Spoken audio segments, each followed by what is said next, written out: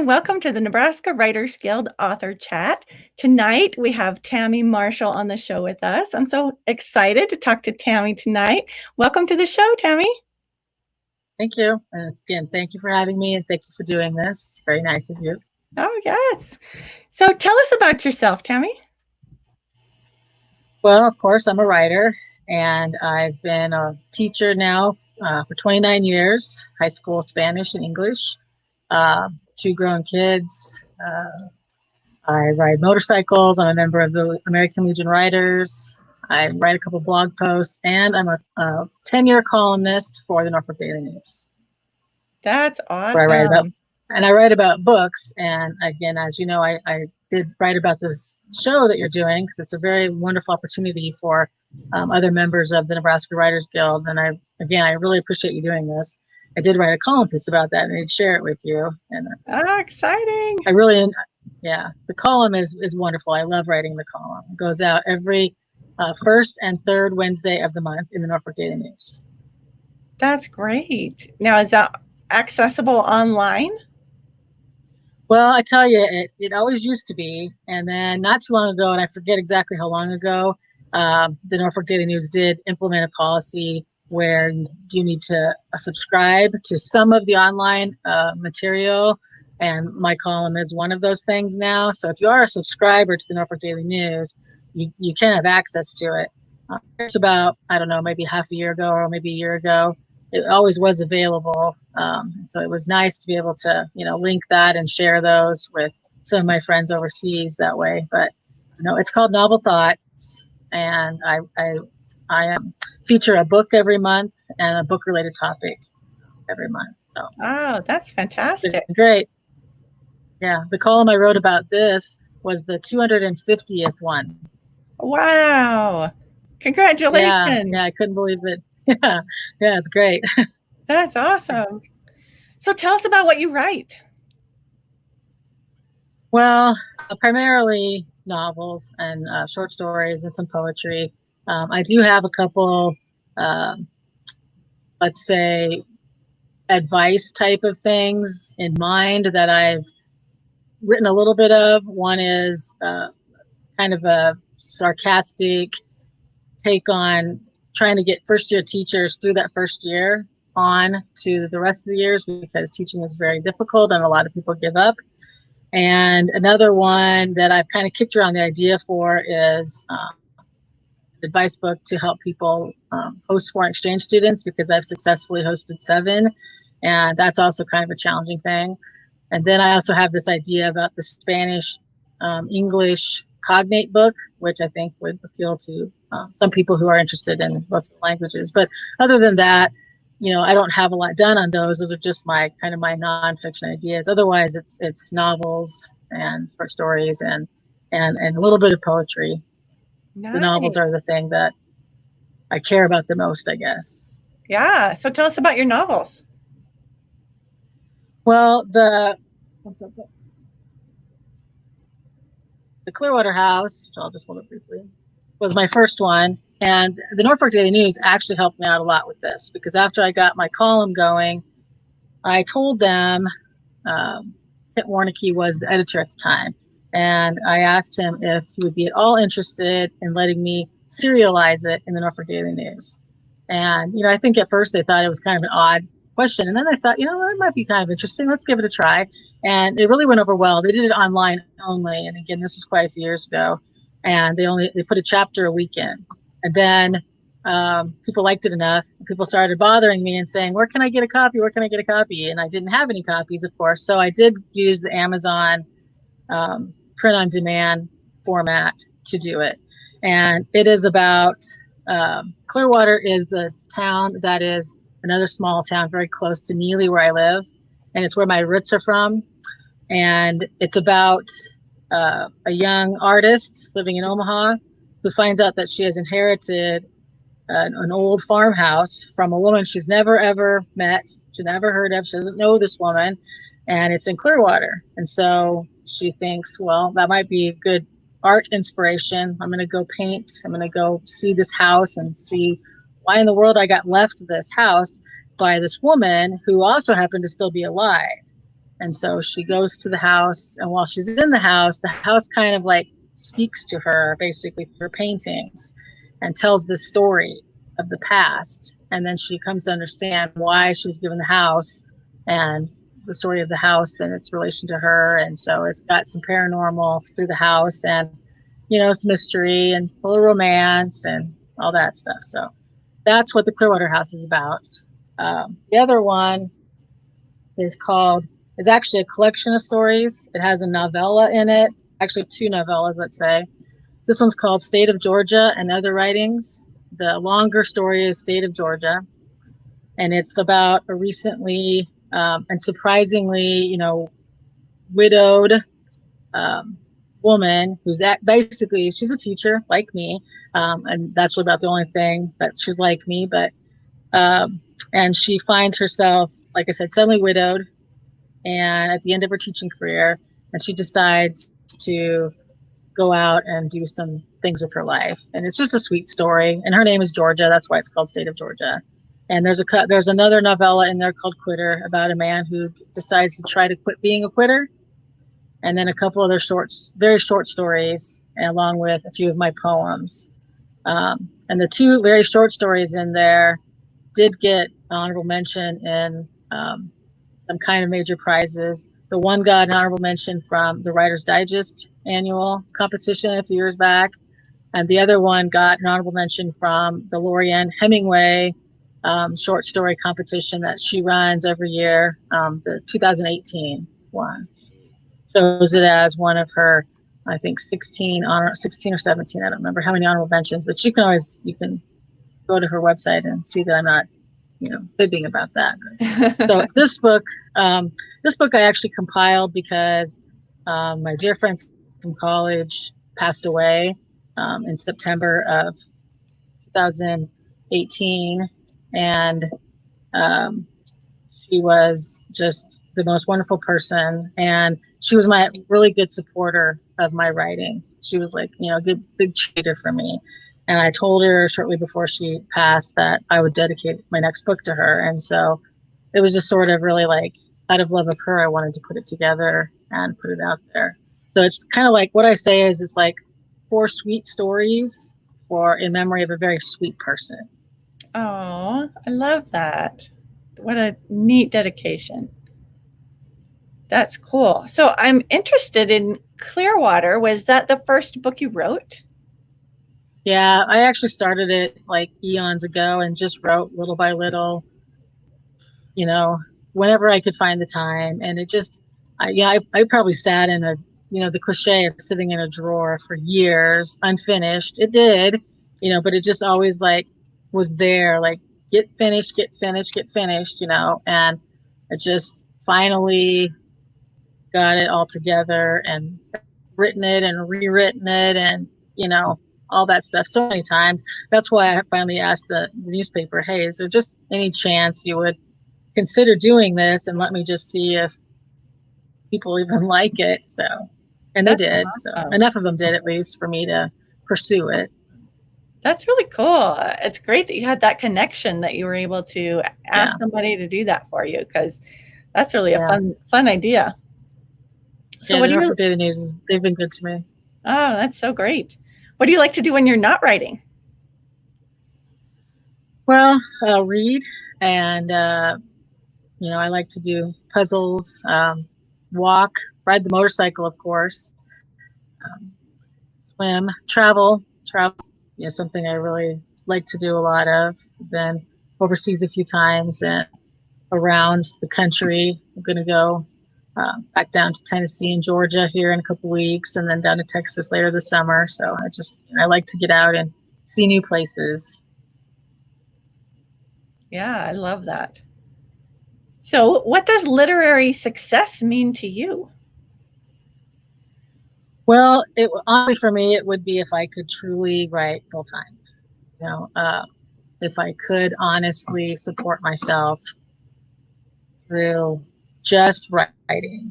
And that's, of course, not happened. However, on the other side of it is just being read, honestly, is literary success. The times I have a couple very devoted Novel Thoughts column readers who every now and then send me an email. It just makes my day because it's just a reminder that, I'm not just writing this and it's just going out and nobody's paying attention to it.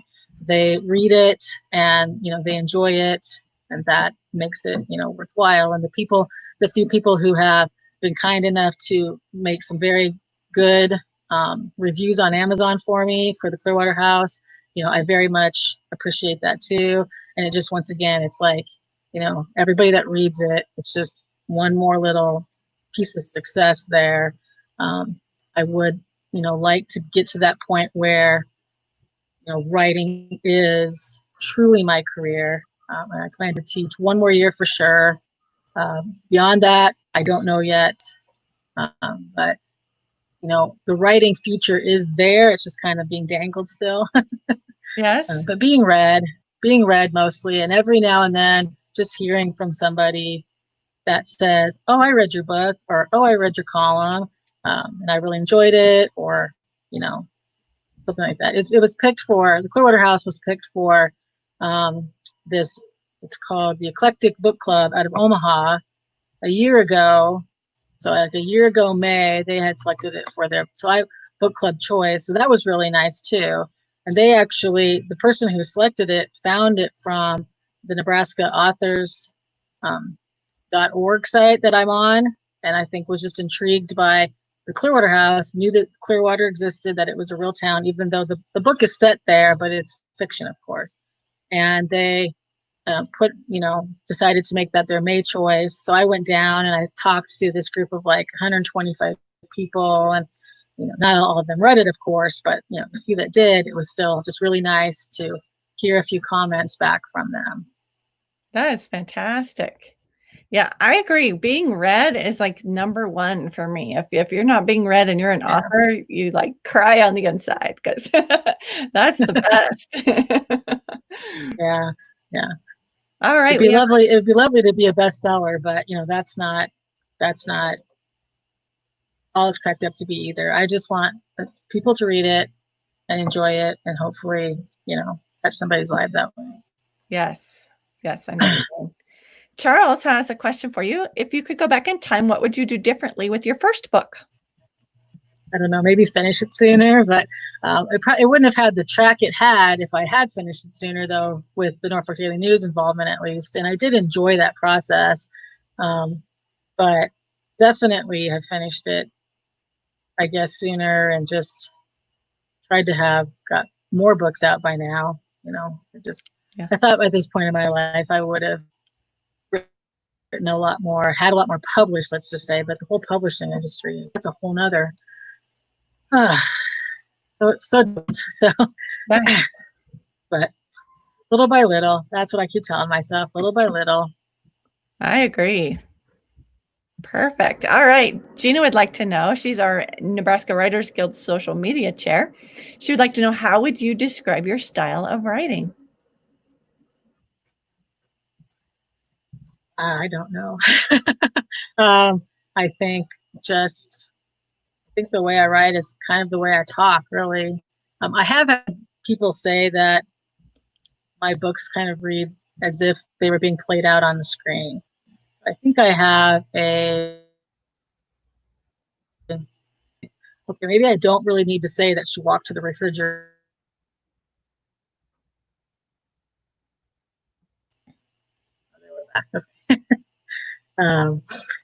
Sometimes I feel like I do a little bit more of a screenwriter approach to my writing, which I have tried my hand at screenwriting a little bit too, but I haven't got very far with it.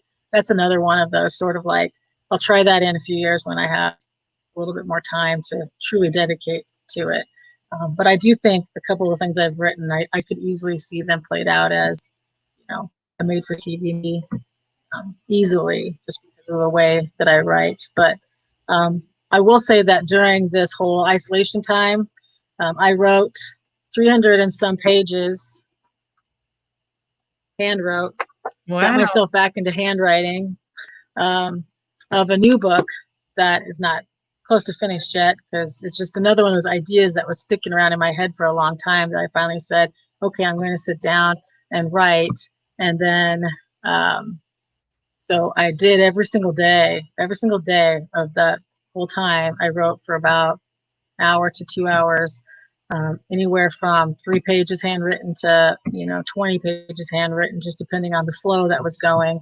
Wow. And so it's kind of like trying to get it all down, and then I can type it. So That's great. Fantastic. That's a super way to use up the isolation time during this pandemic. yeah, yeah. I was like, now or never. I need to just do it and get this idea out of my head and see if it has any, substance to it. So that's another possible book down the way. I already got 2 that are totally complete that I really want to get out there. And that's something that I'm going to read an excerpt from in a while. But Yay. Fantastic. Lee would like to know, do you do a lot of marketing?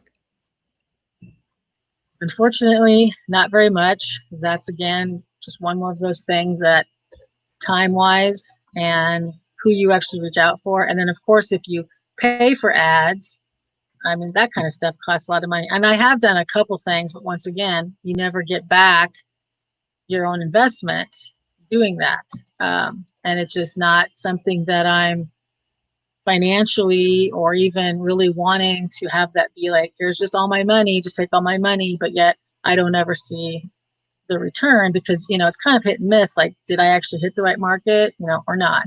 Of course, I do occasionally, share information with other guild members and on my Facebook with friends and stuff, and through just word of mouth and conferences. I mean, I do as much as I can, but as far as really doling out the money to get big ads out there, it's just not in my pocketbook to do that. So something like this is my marketing right here. That's right. I totally understand that. Samantha would like to know, are any of your characters in your books based off of people you know in your life? I don't know why she's asking that. That's my daughter. Ah, nice. And she probably wants me to tell you that in the Clearwater House, which I wrote which I started, I should say, before she was ever born, and she's 20, almost 21. There's a little boy in there, and his name is Sam. And I always like the name Sam, so her name is Samantha. She goes by Sam. But to a certain extent, yes, because I think, like in Georgia, as I said, she's a teacher, and she does go out and see the world. She likes to travel, and I already said I love to travel. So to a certain extent, I think all of the characters really have a bit of me in them. And then, I've taken some of maybe villainous aspects from other people, and I've taken, real caring, compassionate aspects from people. I've got, the excerpt that I'm going to read is about a Vietnam vet, and it's not based on my father by any means, but he is a Vietnam vet. He was served in Thailand. He didn't actually fight, and the man in the book actually went to battle. But, that little element, that piece of my father is in that. Just little bits of things clearly that I know come from different people make their way into the characters, but I'm not necessarily trying to make one character be specifically like, like me or like my daughter or my son or somebody else. I do take parts of them. I wrote a short story about, actually in Quitter, the guy is a basketball coach and my son is a basketball coach. So I can use those parts because I understand it so well. So I can use that to make that basketball coach stand out in a certain way based on my experience watching my son coach. And, my daughter's very much into science. She's going to be a paleontologist. So there'll probably be a paleontologist at some point in one of my books. And it won't necessarily be her, but it'll be based on my understanding of that life. Yes. Awesome. That's great. We have another question. What do you enjoy reading? Do you have a favorite author? Well, mostly I like to read fiction because I also write novels, and I very much my column by and large is dealing with the classics, because the original idea for the column was to try to make classic literature not so scary to the common reader. So many people think you can only read classics and you can only enjoy let's call it deep literature if you're in a class, and that's not true. I think people should just read classics, or what even could be considered classic literature. You should just read it for fun. Yes, for fun. And I'm very much into the Pulitzers of fiction. I think I own all of them except for the newest one. I haven't been to a bookstore yet to buy the Nickel Boys, but I own all of them. I have not read all of them yet, but I'm working my way through them also in my column. So I really enjoy reading, I guess, deeper literature. But I also love the Number One Ladies detective series by Alexander McCall Smith. For some reason, I just love that series. I own all of those. I'm a big Dickens fan. I went through a very major, I'm going to lose her name here. Carol Shields, is that her name? She wrote the Stone Diaries, or the Stone, Carol Stone. I can't remember. I'm sorry. But I do like some contemporary stuff, like Ann Patchett and Ann Tyler. They write very good stuff. I also every now and then like a good mystery or suspense type of stuff. I've read a couple Jack Reachers, Agatha Christie, of course. You can always pull out one of those. My favorite book of all, I would be very remiss if I didn't say, my absolute favorite book of all is The Count of Monte Cristo. I love that book. And it's just my favorite book. I was super thrilled when it was on a couple years back. PBS did that 100 Great Books or whatever, and it was one of them. So every day I went on, I voted for The Count of Monte Cristo. I was determined it was going to win. It did not. It ended high in there. And of course, To Kill a Mockingbird won, which it should have. And that, of course, is in my top 5 as well. It's a wonderful, wonderful novel. Fantastic. I love that. Do you have any writing rituals that you do before or while you write? No, I guess not really. During this time, I shut myself in my bedroom and took my favorite kind of writing pen and my big journal that I like to write in, and I just I don't want sound. I need to have it be quiet. I'm not a person who can write with the TVs on or who can write with music. It drives me absolutely crazy. I have to have quiet. And if I'm very much in the zone, like if I'm typing away, for example, and I'm in my zone, I don't necessarily notice if some noise starts happening, but I cannot get in the zone if there's music playing or if I need quiet. I'm the same way. I need quiet to write too.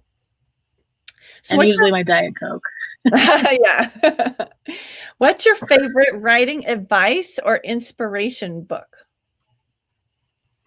Well, I have the standards like Stephen King on writing and Bird by Bird, but I wanted to say that this book right here, it's called Making a Literary Life. I don't know if you've ever heard of it, by Carolyn C. This book, I read this years ago, and I've read it many times since.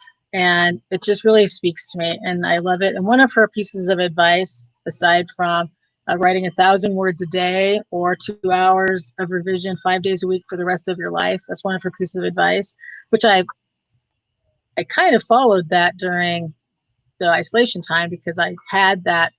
My optimum writing time is from about 10 in the morning till noon. So I'm having that isolation and not going to school and being basically forced to stay in my house. It was actually good for my writing because that's my optimum writing time. But one other thing that she advises people to do is to write a charming note. And I'm not very good about doing that particular piece of advice. But years and years ago, I looked her up to find out her address, or maybe it was in this book, I don't know. And I wrote her a charming note, and she responded.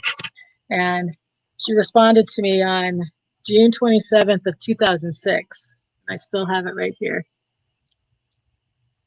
And she said, and I've kept it for inspiration, really, because she said, "My dear Tammy, you have to remember writing is a part of life, which is a part of writing. And whether you start early or late doesn't make much of a difference. You have a unique life, which only you can write about. Now is the time." Carolyn C. And then she passed away a couple years ago. I forget exactly how long. Her daughter is Lisa C., who is a very well-known best-selling author. And every now and then when Lisa puts out a new book, I get a little thing in the mail because I was on her mother's mailing list, and I think it transferred over to Lisa C. Anyway, so she wrote me, she would send me these cards. And so actually I decided, after I found out that her mother had passed away, I wrote her a little note. And I told her that her mother had been very impactful on me and that I had really, really appreciated the note that she had sent me. And lo and behold, like mother, like daughter, Lisa C. wrote me That is back so and cool. said, yeah. And she just said, greetings from my flight to Chicago, still on book tours. Huge congratulations on the publication of the Clearwater House and state of Georgia. And I very much appreciated, her taking the time out of her, I'm sure, extremely busy, hectic book tour to, reply to me. I wasn't expecting a reply at all from either one of them. And I just think it shows a lot of character on both of them. Yes, it does. That is really cool. So, who are your books dedicated to and why? Well, I kind of already mentioned that. I got ahead of myself, but the Clearwater House is dedicated to my children, Trevor and Samantha. And then, as I said before, State of Georgia and Other Writings is dedicated to my very good friend, Amy Barron. Amy Vocek was her name when I knew her in college. Barron was her name at the time of her passing. And I have a whole author's note in the back of that one talking about our relationship and what she meant to me. So, and in the future, I hope to dedicate, something to my parents and something to my boyfriend and to my other very, very good friend, Sylvia, who has been a great, support for me throughout the years also. Yeah. I will. Very cool. So if you could tell your younger writer self something, what would you tell yourself? I would probably say to, not put that manuscript in that drawer. Just to keep writing. And while I love teaching, I love writing more. And I kind of sidetracked myself, but then you get to the point where you have to pay the bills and stuff. So if I could go back far enough, I would tell myself, just write. Let's make a life of this because it's what truly matters to you. I think when you're younger, you think it is and stuff like that.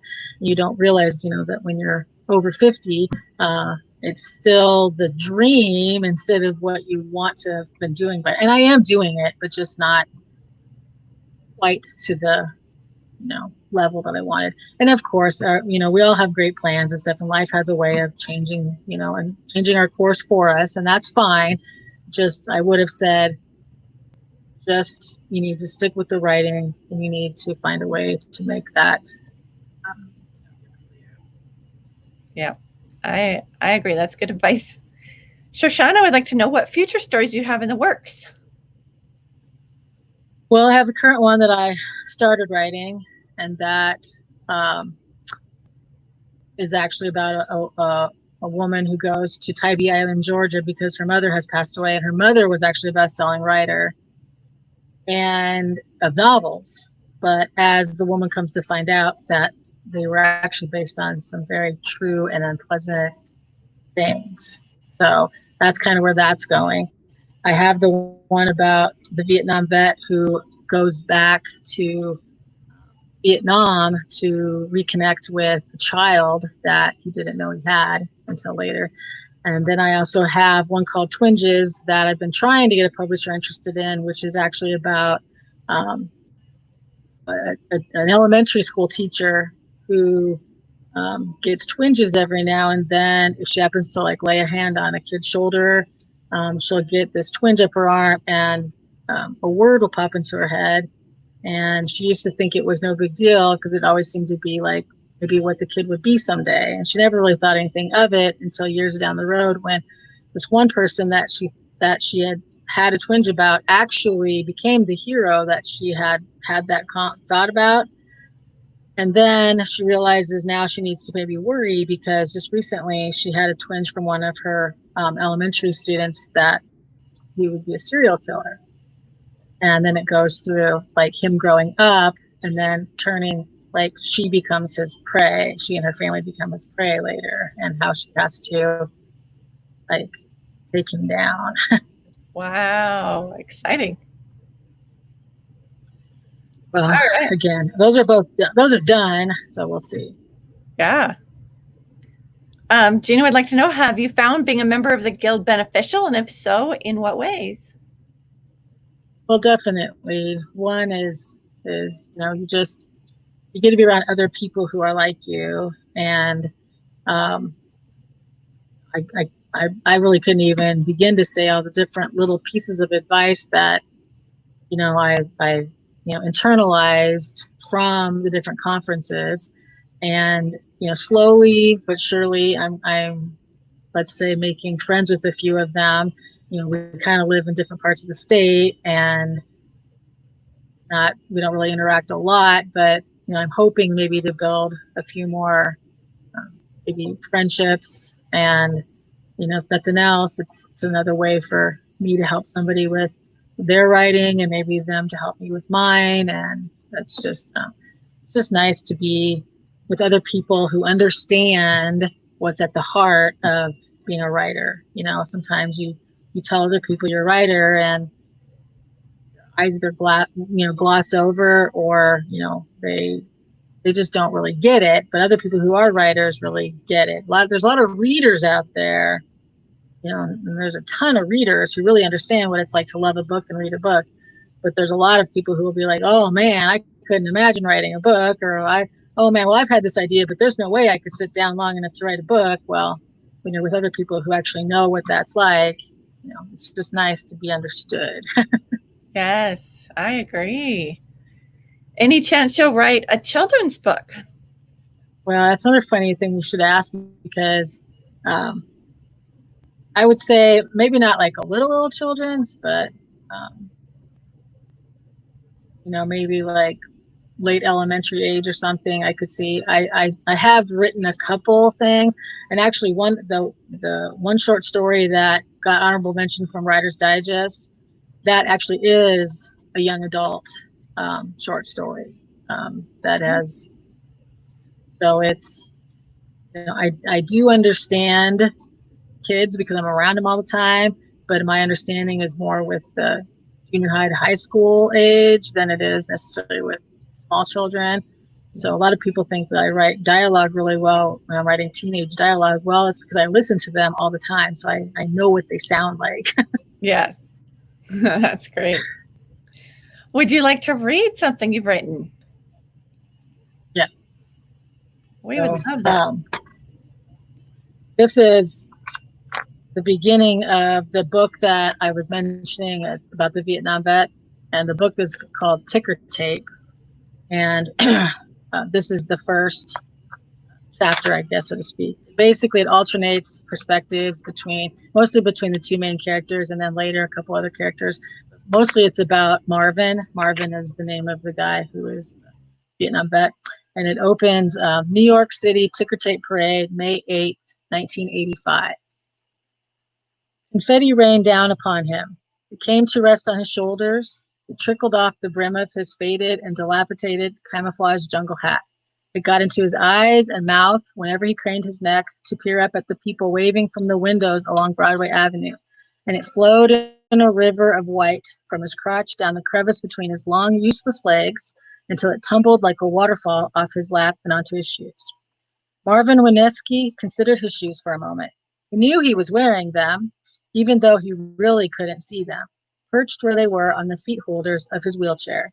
He knew they gleamed in the New York City May sunshine because he'd personally taken them from the shoebox where they'd nestled for the past 20 years unused, and he'd carefully polished and buffed them to a shine they hadn't seen since they were brand new and worn that first time on his wedding day.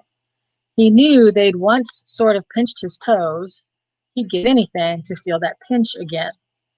Shifting his thoughts from his shoes to the passing scene, he found himself marveling at the distance he'd come in those years since he'd been a naive young man on the cusp of adulthood.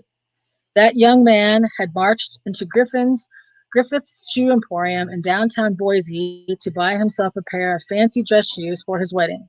Now he was a wreck of a man, a bent, paralyzed shell of his former self. Marvin shook his head slightly.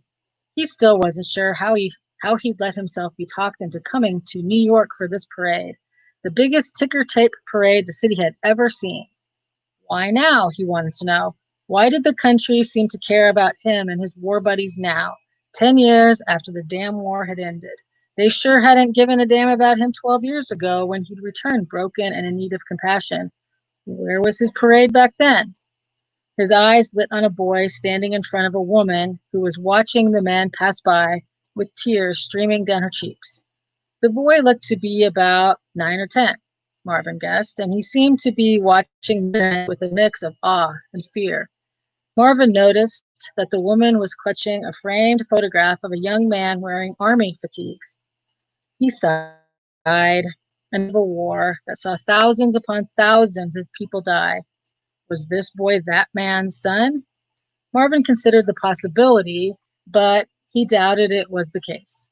The boy was too young, unless the army man had been amidst the final fatalities. More likely, the boy was the woman's son from a second marriage, or from an affair meant to soothe some of the pain she'd experienced at losing her young husband to the jungles of Vietnam. These thoughts and many others came to Marvin in the short span of the few seconds worth of connection he had with the unknown boy and his mother. That's why he preferred not to make eye contact or even to look at the faces of the people he passed. His mind had the habit of creating stories which made him sadder than he really was. He'd attempt to craft happy ending stories for the people he saw, but his chronic depression prevented him from being able to see their stories in any other way than sad, like his own life. His eyes fixed upon the marked parade jacket of the man in front of him. That man, like the man clutching the hand grips of Marvin's chair, was also pushing a stranger's wheelchair down the street. Without looking at the people he was passing, Marvin allowed comments and cheers from the crowd to enter his thoughts. He heard, "You men are wonderful," followed by, "God bless America," and "We're so proud of you," along with hundreds of cliches and platitudes. He wanted to clap his hands over his ears to drown out their words, but he also wanted to hear them because for over 10 years, he'd heard nothing but ridicule and contempt, or worse yet, complete silence about the war from those around him. Of course, a lot of that contempt came from his ex-wife and people who'd known him when he was whole and full of us. Understandably, those people had grown weary of his alcoholic ways. Over the last couple of years, he'd so shut himself off from the world that he hadn't been paying attention when the attitude of the country started to shift. It was dumb luck that a woman had found him to tell him about this parade, and even greater luck that she'd managed to convince him to come to New York. The volunteer pushing Marvin's wheelchair leaned over to ask him something. Marvin caught the end of it when the man said, "Ain't it, Mr. Wineski?" What? Marvin sat up a little straighter and turned his head to better hear the young man over the roaring of the crowd. The man leaned closer and repeated, "I said it's quite the spectacle, ain't it?" Marvin nodded. "Yep, it sure is." His eyes quickly swept the sea of people, and for a moment he felt a lump start to form in his throat. He swallowed hard. The volunteer shouted in his ear, and Marvin jumped a little. "I hear it's the biggest turnout New York has ever seen for one of these parades." "Is that so?" Marvin raised his eyebrows. The man patted his shoulder. "You should be honored." The same eyebrows knitted into a frown, but he replied, "I am, son, I am."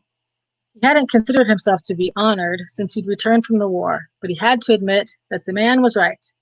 This was quite the spectacle, and he was one of the thousands of Vietnam veterans there that day, being cheered by what appeared to be even more thousands of grateful Americans. That lump threatened to return, so Marvin coughed. The man behind him yelled, "Why don't you wave, sir?" Marvin looked down at his mostly useless left hand and then at his healthy right hand. Even though they were moving along the left-hand side of the street, He didn't want to garner any more pity or repulsion from the crowd by showing off his left claw, as he called it. So hesitatingly, he raised his right hand and gave it a slight wave to a little girl they were passing. She smiled and waved enthusiastically at him. He found himself returning her grin with a weak smile of his own. "There you go, Mr. Wineski," the man behind him said, as he continued to wave at the little girl and peer back over his left shoulder as best he could until she was no longer visible. Marvin chose another spectator, this time an old woman, and he waved cautiously at her. She nodded in return before turning her attention to those coming behind Marvin. He knew there were many men walking behind him and that the crowd needed to conserve their waves so as not to wear their arms out by the end of the parade. From there until the battery where the parade came to an end, he continued to single out a face that was looking at him from the ranks filling the sidewalks, and he'd wave or nod at that person. Every single one of them returned his gesture, and he found himself really warming to the activity, only to learn that the parade route was coming to an end. With that, he slumped over in his chair once more and placed his good hand on top of his left one in his lap. Resignation settled upon him once again, like that heavy quilt which used to pin him to the mattress with its weight when he was a boy staying the night in his grandparents' frigid attic bedroom. He recalled the much-needed warmth it provided, but he also remembered how he felt trapped by that quilt, as if he were suffocating under its heft. He knew that at some point during the night, he'd need to go downstairs to the bathroom, and then he'd have to remove the quilt and face the cold air. This crowd's roars of adulation for him and the other veterans was a warm quilt whose embrace he was about to leave, and all that faced him was the cold he hadn't been able to escape since his return from Vietnam 12 years ago. He'd come to New York City to find others like himself. Other men had left for the war in one piece and who had returned in pieces. Marvin looked at the other paralyzed or wounded veterans being pushed down the parade route in wheelchairs, and he reminded himself that he wasn't alone. Naturally, he'd known that all along. He'd spent time with many men just like himself after he'd been medevaced from the jungle. At least he still had all his parts, even if some of them didn't work. He'd seen many men who weren't so fortunate, including one man who'd had his right arm and leg blown completely off, along with his man parts, yet he'd survived. Marvin had often wondered how that man had ended up. Did he have a wife back home who'd stayed by his side? Or had she abandoned him when he'd come home, literally half the man he was when he left? Marvin knew he viewed things in a jaded light because of Bess. Bess, his beautiful bride, who was now married to another man and the mother of that man's children. As the van that would transport him to the post-parade reception came into view, Marvin once again cursed the war that ruined his life. Wow, Tammy, that was powerful. Good job. Oh, thank you. Thank that's you. The opening of that book. Nice. Thank you for coming on the show this evening. I've really enjoyed talking with you and interviewing with you. Do you have any last comments you'd like to make? I guess I also forgot to mention that I do also have 2 blogs. Great. And one of them I started years ago, and it's I used to do stand-up comedy. I haven't done any for quite a long time because it's kind of hard to get to venues where you can do stand-up comedy. And so due to that and just some life events and the fact that I'm also like a very snarky, sarcastic person, actually, when you get to know me, I actually started this one blog years ago, and it's called Shtick This, and it's like a comics shtick. It's SHTICK. So stickthis.blogspot.com. And again, it's dedicated to my more snide side, I guess. But not everything on there, of course, is snide. I'm just saying, like, that's where I go to put on maybe, I don't know. You could read some of them and then you would understand. Great. My other blog that I started a few years back is for my traveling side. Basically, I decided, what are my 3 passions? Reading, literature, well, writing, of course, but I can write about it in a blog. So reading, riding my motorcycle, and visiting places. So I started a blog called Read, Ride, and Roam. Wow. So it's for reading books, writing, and seeing some places on my motorcycle, and roaming to places, near and far. So that's readwriteandroam.blogspot.com also. And so, ultimately, I would love to write on them a lot more than I have, but the one has about 60 blogs and the other one has 30 on it, and hopes, of course, to continue that. The Read, Write, and Roam one is the one I try to tackle more now because, again, if I go somewhere, I try to write about it. So I do that also, and the writing of the books, which hopefully there will be more out there someday. Those, the two I have, not only can you get them in paperback off of Amazon, they are also available as ebooks. And if you are an Amazon person and you have a Kindle or a Kindle app, and you by any chance have subscribed to the Kindle Unlimited monthly thing, they're also available there. So if you're already paying for the Kindle Unlimited, you can read both of my books on that as well. Or you could, be kind and buy an ebook, or be even, more kind and buy a paperback. But those are available, in those ways. And they are in a few libraries, but mostly just kind of local Nebraska ones. Norfolk Public, Neely Library, Tilden, Clearwater. I can't remember if I got it in Elgin's. Great. And you write under Tammy Marshall? Yes. Wonderful. So everybody there is another Tammy Yeah, I will warn you that there is another Tammy Marshall. That is on Amazon, and she writes some. They're more like I don't remember exactly, health type books. I don't remember what they are, but those are not me. All right. So, if you go, I do have an author page, so you could always see my books just on my author page there also. Fantastic. Well, thank you so much. And I do have. Yep. And I'm also on Instagram. I just started that not too long ago too, and that's under Tammy Marshall Author. So if anybody has Instagram and wants to follow me, feel free to do that as well. Great. And thank you for doing this. Yes, you're welcome. Next week, we will have John Aker on the show. He is a mystery novelist, and that will be 7 p.m. Central Time on Thursday evening next week.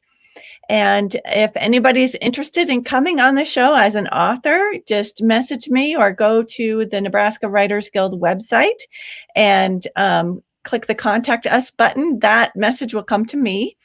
And you have to be a member of the Nebraska Writers Guild, but it's only $39 a year, and you get lots of great benefits for it. So thank you for coming and watching. And if you're interested in more author interviews, check out the Nebraska Writers Guild YouTube channel that we have, and click subscribe, and you'll be notified when we have more author interviews. Thank you all for joining us.